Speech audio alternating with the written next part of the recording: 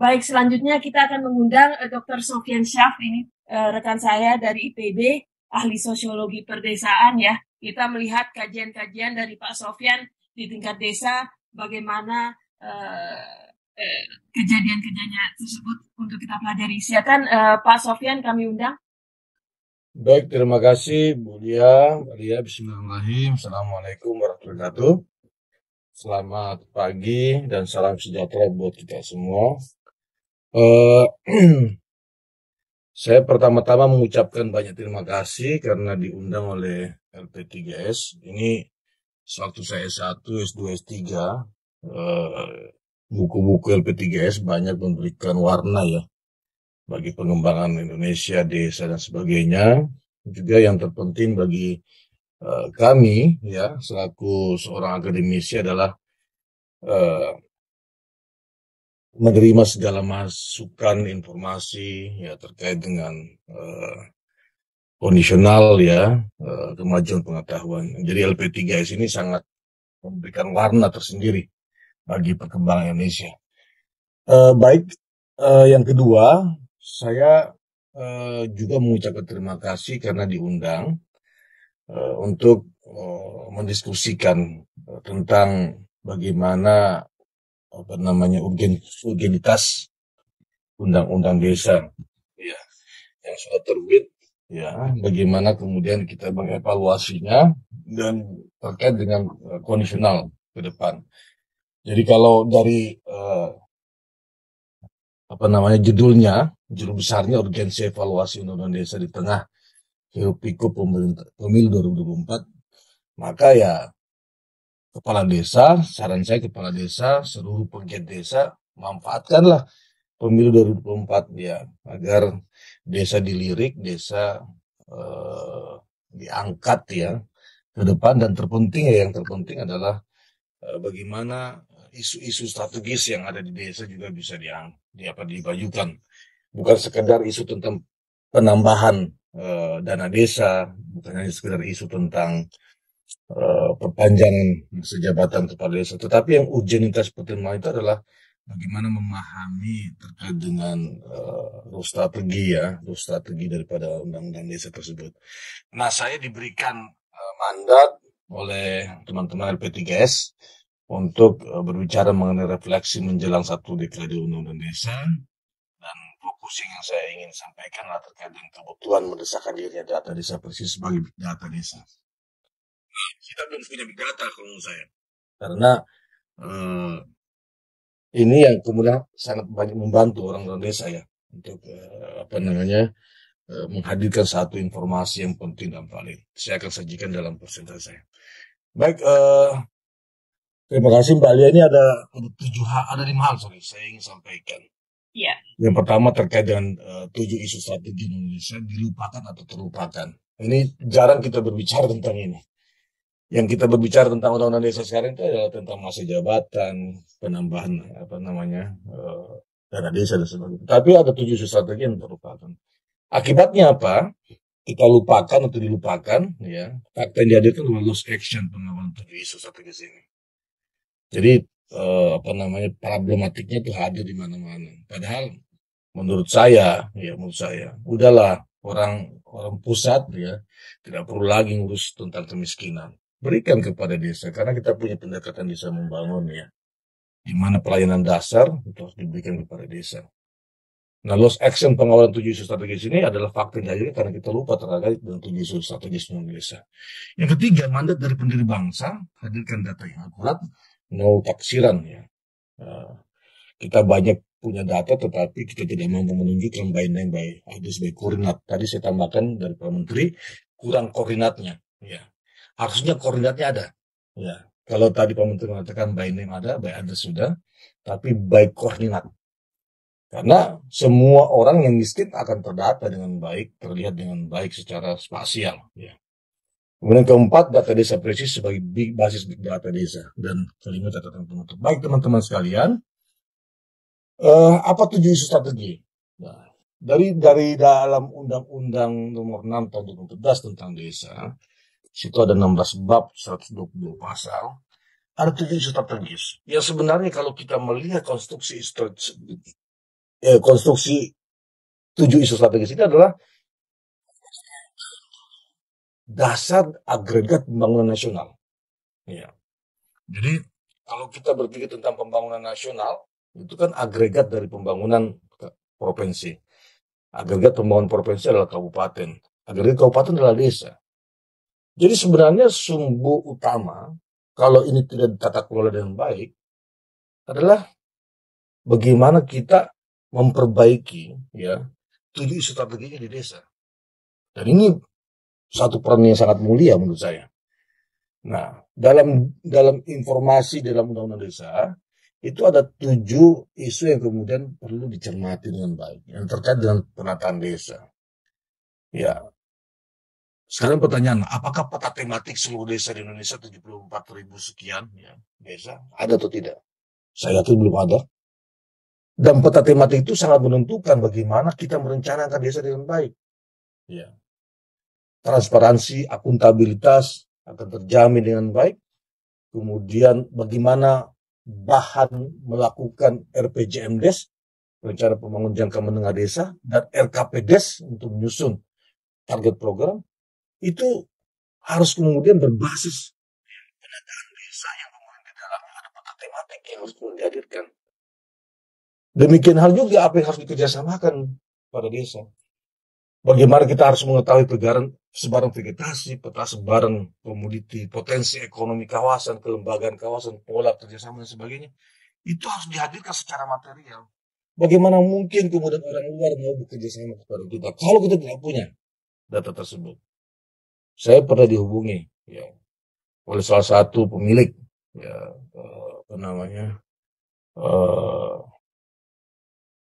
digital shop ya, yang kemudian besar di dunia ini. Dia minta, Pak Sofyan bisa gak saya kemudian diakses tentang data sebaran komoditas. Oh saya punya, tetapi saya nggak akan berikan. Kenapa? Karena itu isu strategis untuk melihat bagaimana peta sebaran pangan kita di Indonesia. Kemudian yang ketiga, investasi pun demikian. Karena kepentingan mereka akan memberikan investasi. Ya, apa model pengembangan bisnis yang diberikan, kemudian sistem informasi, komoditi dan seterusnya. Kemudian BUMDes, ya, atau BUMADes, Badan Usaha Milik Desa. Apa yang harus dikembangkan kalau kemudian kita tidak memiliki ya informasi yang akurat semuanya. Serta bagaimana kemudian kejadian luar biasa terkait dengan kebencanaan ekologis, sedimentasi, dan yang terpenting adalah juga terkait dengan desa. Nah, 7 isu strategis ini kurang sama sekali diamati dalam undang-undang desa oleh para desa, para pegiat desa, dan para akademisi. Alhasil kemudian yang terjadi adalah, Bapak Ibu sekalian, jauh dari harapan. Padahal visi Indonesia yang dirumuskan oleh Pak Jokowi 2020-2024, yaitu bagaimana berdaulat, adil, maju dan makmur. Kemudian kalau kita coba memperlihatkan atau menimba bagaimana ruang rekognisi dan subsidiaritas yang diberikan oleh desa, dan 5 narasi baru tentang desa, yaitu mampu membangkitkan, mendorong, dan adaptif terhadap perubahan untuk pembangunan pemberdayaan masyarakat desa, ya, itu jauh dari harapan, ya. Yang padahal kemudian kalau kita kontekskan dengan kondisi sekarang terkait dengan resiliensi terhadap era 4.0, ditandai dengan fenomena disruptive innovation, itu sangat jauh. Padahal kita punya 2 pendekatan dalam undang-undang desa, yaitu pendekatan desa membangun dan membangun desa. Ya. Saya yakin kalau seandainya kita adaptif terhadap era 4.0, di mana kemudian orang miskin itu teridentifikasi dengan baik, orang yang tidak memiliki listrik teridentifikasi dengan baik, orang yang kemudian tidak memiliki rumah dengan baik teridentifikasi dengan baik, by name, by address, plus by koordinat, ini yang dilupakan oleh Pak Menteri tadi, by koordinat. Saya yakin tidak akan mungkin ya terjadi kesimpangsiuran data atau kemudian polemik yang tidak berkesudahan. Karena desa membangun, pendekatan salah satu yang diberikan oleh Undang-Undang Desa, itu memberikan satu fungsi pelayanan dasar kepada desa untuk beraktualisasi menyelesaikan kemiskinan, stunting, dan sebagainya. Nah, ini saya kira masih jauh dari harapan, karena kita lupa tentang 7 isu strategis yang ditawarkan oleh Undang-Undang Desa. Nah, apa fakta yang kemudian dihadirkan? Saya katakan ini terjadi loss action pengawalan 7 isu strategis tersebut. Alhasil apa yang terjadi? Konflik tapal batas muncul. IPJMD ratusan desa terduga copy paste. Bansos, kemiskinan, polemik, korupsi dana desa, ya tidak bisa dipungkiri. Ada meskipun alhamdulillah dalam perlahan mulai merosot. Ya.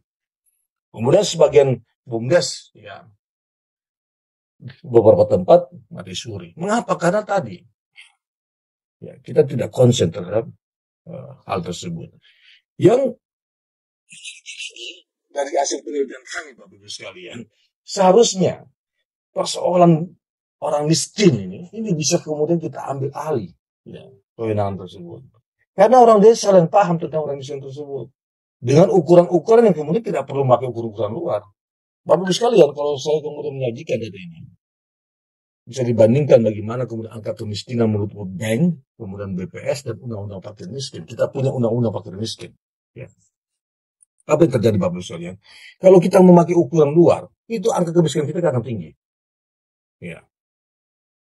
Kalau kita kemudian pakai BPS, setengah dari ukuran dari World Bank, juga masih tinggi. Ya.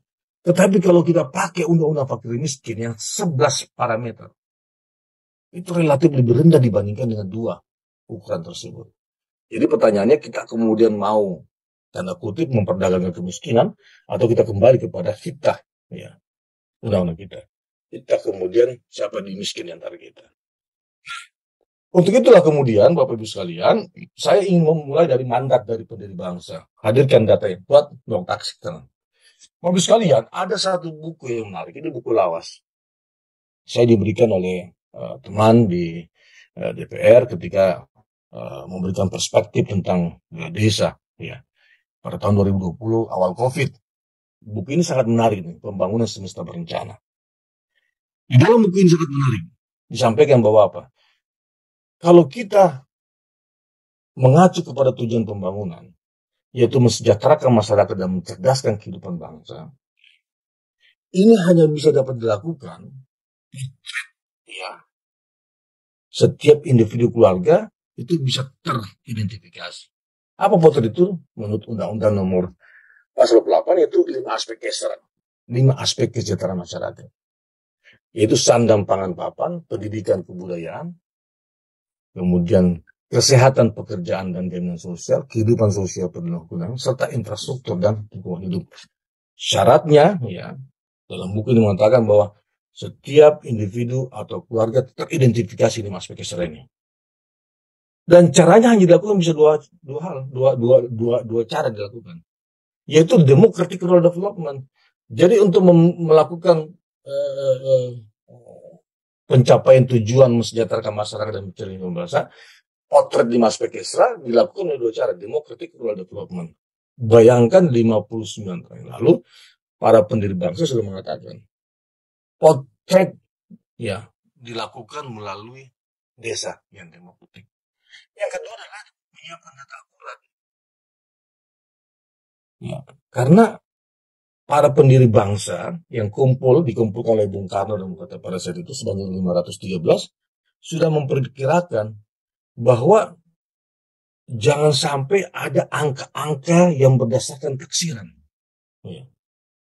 Karena kalau angka-angka ini digunakan, ya, maka mempengaruhi atau mengarahkan pikiran kita. Nah, sehingga diperlukan data akurat.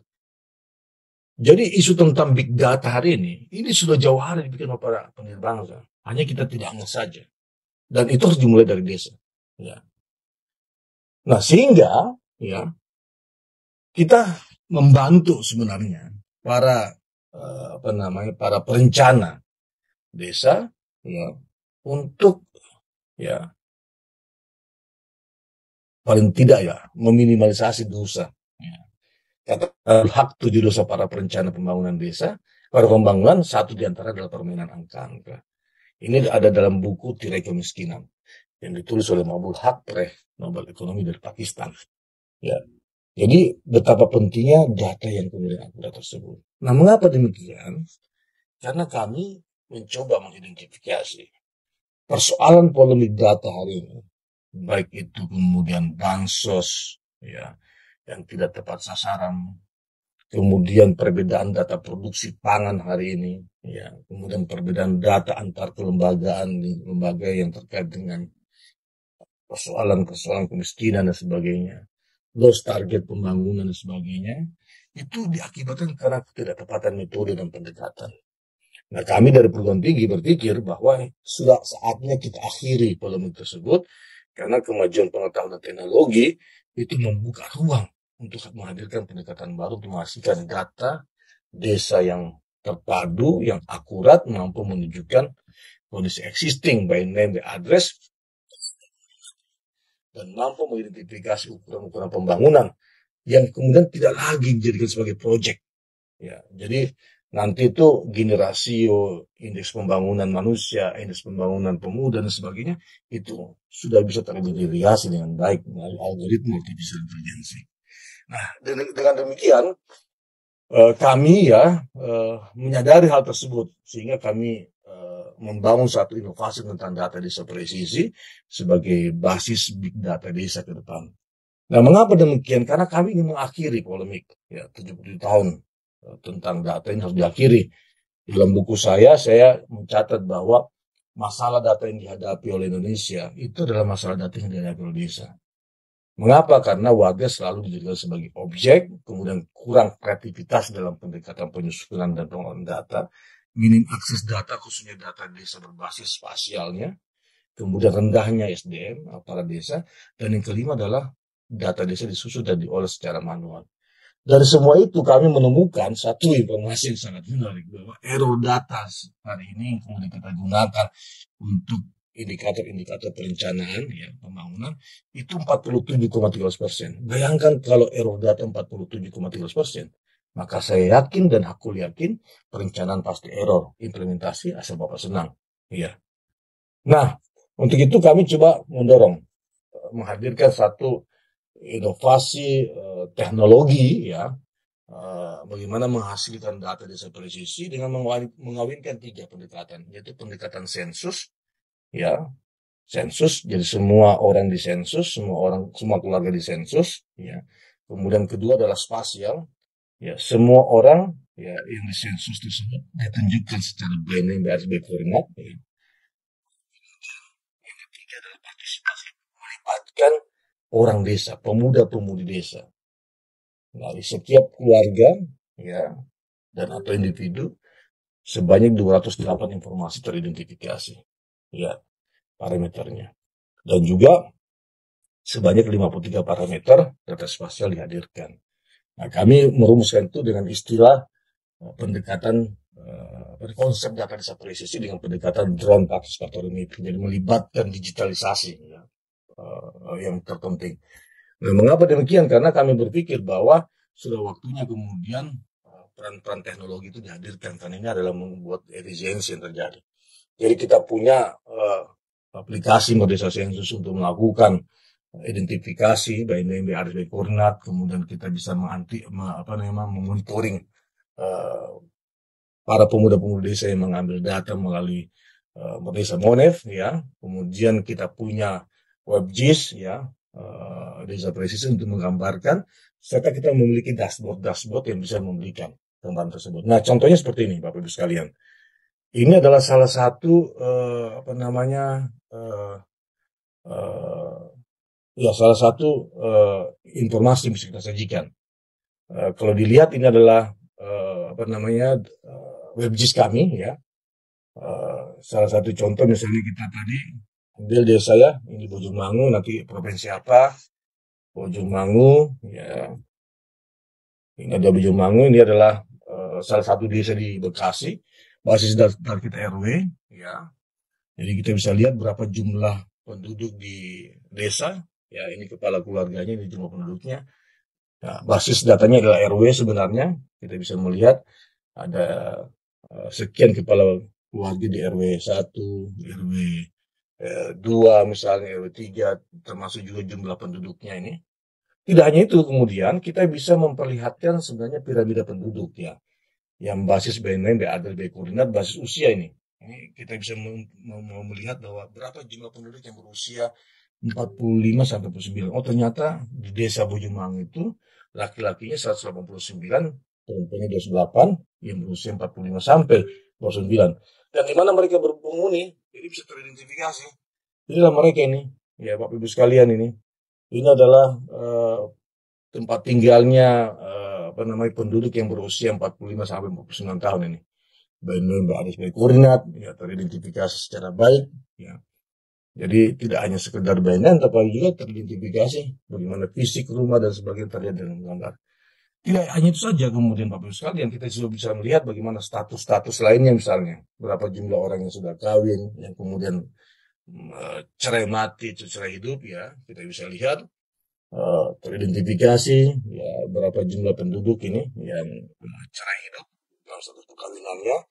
Ya ini adalah rumahnya, namanya ya Sanem binti Kemin, kemudian ini juga ya. Juga tidak lupa kita sudah menentukan bisa memperlihatkan batas desa ya. Tadi sudah ada misalnya ini batas desa ya. Ini batas desa ini, batas dusun, jadi by name ada sudah koordinat per satuan wilayah. Nah, juga tidak hanya itu Bapak Ibu sekalian, kita juga bisa memperlihatkan tadi dari 208 informasi siapa saja yang kemudian yang tidak memiliki KTP, penting untuk kemudian DPT ya. Kemudian ya lain-lainnya juga ya, tentunya kita bisa melihat berapa pendatang, kemudian pendidikan terakhir ya, siapa saja mereka yang tidak memiliki ijazah. Ini ada 29,88%. Di desa Bujimanu tidak memiliki ijazah, berarti sama sekali tidak sekolah. Dan di mana mereka yang tidak sekolah tersebut, sehingga nanti suatu waktu kita bisa memberikan paket belajar A, B, dan C misalnya, itu teridentifikasi BNM, BADB koordinat. Ya, nah, ini mereka semua adalah nama-nama atau warga desa yang tidak memiliki ijazah ini. Ada Saifullah, kemudian ada juga Siti Aisyah dan seterusnya. Ini kita bisa melihat Bapak lihat. Nah, dengan demikian Bapak Ibu sekalian, dalam konteks itu kemudian kita bisa memberikan gambaran bagaimana kondisi existing desa. Ini adalah salah satu gambar land use ya, penggunaan lahan desa. Sehingga target tadi disampaikan oleh Pak Menteri, disampaikan oleh Pak Direktur BTGS bahwa sudah waktunya kemudian desa bisa memberikan gambaran. Inilah contoh ya. Inilah contoh land use perencanaan ruang desa seharusnya. Ya. Ini existing terjadi. Oh, kita bisa melihat apa yang warna hijau ini adalah kebun sawah tak ada hujan. Kemudian warna coklat ini adalah kebun bambu, akasia, jengjeng, jabon. Kemudian yang warna ini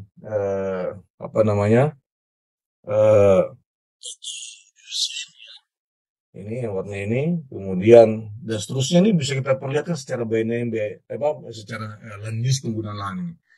Yang warna kemudian putih ini adalah lahan terbuka. Nah, sehingga kita bisa mengidentifikasi sebenarnya perencanaan berikutnya. Itu saya katakan bahwa agregat pembangunan nasional itu ditentukan dari agregat pembangunan tingkat kabupaten sampai kemudian pada level desa. Bapak Ibu sekalian, tidak hanya sekedar itu, semua informasi itu kita bisa kemudian identifikasi. Ini adalah cara mengecek bagaimana kerja para pemuda-pemudi desa. Ya, kita memperlihatkan mereka kerjanya bagus atau tidak, ini bisa termonitor di sini, ya, sehingga bisa teridentifikasi dengan baik, ya. Dan tidak itu saja, Bapak Ibu sekalian, kita sekarang lagi mengembangkan beberapa dashboard, tapi ini dalam proses tahapan ya. Contoh kasus ini, ya, kalau dulu IPM diukur pada level regional, ya, sekarang kita bisa ukur sekarang pada level desa. IPM ini sudah bisa kita lakukan, algoritmanya sudah bisa terbangun nih. Ya, ini salah satu contoh. Misalnya saya ingin lihat di desa Bani, ya, di Sulawesi Barat misalnya. Berapa sih IPM-nya? Ya. Nah, ternyata IPM di Bani itu adalah 54,28 poin. Ya, kontribusi kesehatan 0,75, indeks pendidikan 0,95. Kalau kita lihat angka partisipasi sekolahnya nih, bisa terlihat ini. Di usia 16 tahun sudah mulai menurun partisipasi sekolah. Ya. Kemudian jumlah penduduk berdasarkan pengeluaran per kapita juga terlihat, ya, ke 1 sampai 6 juta. Dan yang menariknya Bapak Ibu sekalian, siapa yang kemudian keluarga memiliki penyakit berat misalnya, itu teridentifikasi by name, by address, by koordinat. Ini nama-namanya. Kemudian keluarga dengan tidak ikut ke pesanan BPJS juga teridentifikasi by name, by address, by koordinat. Juga kemudian penduduk usia 7 sampai 19 tahun yang tidak sekolah. Ya, tidak sekolah. Ini juga teridentifikasi. Ya, BNM, BAD, koordinat. Usianya berapa, kemudian penduduk. Jadi IPM lagi tidak dibaca pada level kabupaten, karena IPM level kabupaten adalah agregat dari desa-desa. Nah, tidak hanya sekedar itu, Bapak Ibu sekalian, ya kita juga bisa mengidentifikasi misalnya pelayanan dasar, ya. Pelayanan dasar terkait dengan rutilahu, ya, siapa yang miskin, ini sudah teridentifikasi semua ini. Ya, dashboard-dashboardnya itu bisa dibuat baik secara kemudian manual seperti ini, tetapi juga kita sekarang lakukan terintegrasi secara digital. Nah, yang terakhir ini saya sampaikan, apa yang disampaikan oleh Pak Menteri tadi, juga kita bisa memperlihatkan ini. Ini kondisi existing SDGs desa. Ya, tapi kita mengambil hanya sampai 17, kita mengikuti yang BPS ya. Satu SDGs 18 tentang kelembagaan belum kita masukkan. Ini sudah bisa teridentifikasi dari data dasar ya, sebagai data. Jadi dengan algoritma kita bisa memperlihatkan ini ya. Kemudian desa 24 Nua bagaimana kemudian kondisi existing SDG satunya, duanya. Nah, tidak hanya itu saja, kemudian siapa keluarga yang memberikan kontribusi terhadap merahnya SDGs tersebut, ini bisa terlihat ini, BNM, BAD, koordinat. Ya, teridentifikasi, Bapak Ibu sekalian. Nah, dengan demikian, ya, saya kembali lagi kepada presentasi saya, ya tadi ini, ya. Jadi intinya adalah semua informasi akan terinformasikan dengan baik, termasuk juga apa konsumsi yang dimakan per keluarga, kemudian juga menghitung nilai ekonomi desa, ya, seperti ini kita sudah bisa menghitung, kemudian cadangan karbon dan keanekaragaman hayati yang lagi sekarang berkembang, ya ini juga sudah kami lakukan, ya. Kemudian status petani dan luas lahan pertanian, sebenarnya sensus pertanian tidak perlu hadir kalau kita punya data desa presisi dengan orientasi big data desa ke depan, karena orang desa bisa melakukan. Kami sudah memberikan contoh seperti di desa Cikarawang, ini bisa kita identifikasi berapa status lahan dan luas lahan pertanian yang ada. Dan jika kondisi seperti begini, ya, ditanami puluhan komoditi, 19 komoditi, tidak akan mungkin kemudian bisa sejahtera. Seharusnya kemudian kalau bisa industrialisasi cukup 2-3 komoditi, kita bisa melihat dan belajar lagi sebenarnya Vietnam dan Thailand yang pada dulunya kemudian Vietnam dan Thailand juga gila. Kita bisa melihat seperti ini, ya. Bahkan kemudian kita bisa memperkirakan bagaimana kebutuhan subsidi pupuk di desa. Jadi kalau lebih dari kebutuhan pupuk seperti tertera dalam data ini, maka akan terjadi potensi korupsi yang sangat besar. Juga segmentasi pemilih. Sekarang isu tentang siapa sih pemilih yang banyak. Kita bisa memperlihatkan itu. Gen Z-nya, gen milenialnya, gen X-nya, baby boomers-nya, berapa persen yang dapat desa. Ya. Dan alhamdulillah, ini kita sudah melakukan di 11 provinsi, 22 kabupaten, dan 189 desa. Tahun ini akan kita lakukan di 1124 desa, 11 kabupaten, dan 6 provinsi. Ya. Baik, catatan penutup bagi saya adalah satu. Yang terpenting adalah, mari kita kembalikan marwah undang-undang desa itu kepada 7 isu strategis. Ya. Bahwa kemudian tadi saya bersepakat dengan Pak Menteri, bahwa kemudian tadi isu tentang kenaikan dana desa, kemudian tunjangan aparat desa, dan juga terkait dengan masa perpanjangan aparat desa, itu hal yang mudah kalau menurut saya. Karena semua resource itu ada di desa. Jadi kalau kita sudah menata dengan baik 7 strategis tersebut, maka isu itulah harus kemudian diperjuangkan dengan baik. Tetapi catatannya adalah, itu semua bisa dilakukan ketika kita memiliki data yang akurat. Tidak hanya data BNB address, tetapi juga plus by koordinat. Karena disitulah kita bisa mengkoreksi ya semua informasi yang terjadi di negeri ini. Saya kira demikian, Mbak Lia. Terima kasih atas waktunya. Saya akhiri. Assalamualaikum warahmatullahi wabarakatuh.